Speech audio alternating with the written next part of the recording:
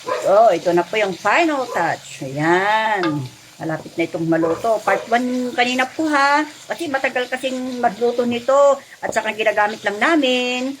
Cellphone. Thank you for your understanding. Yan.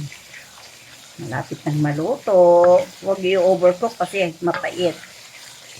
Dapat katamtaman lang. Yan. Diba?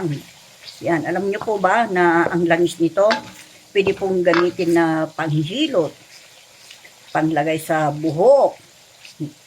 Kung gusto mong yung mga nagda-dry hair, di ba? Yung unang panahon ito ha, yung sinasabi ko ha, ito kasi mga ginagamit ng mga lola namin nung araw. Kaya sinishare ko lang, baka may gusto pa, di ba? E alam mo ng panahon ngayon, high-tech na. Pero ito yung mga sinauna talaga. Pinanghihilot ito sa mga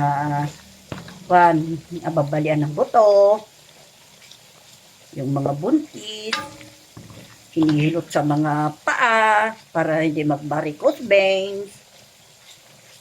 Yan. Ito ang daming pakinabang talaga sa nyog. Sa totoo lang. Kaya tinawag na miracle tree. Kasi ang daming daming gamit. O di po ba, yan na.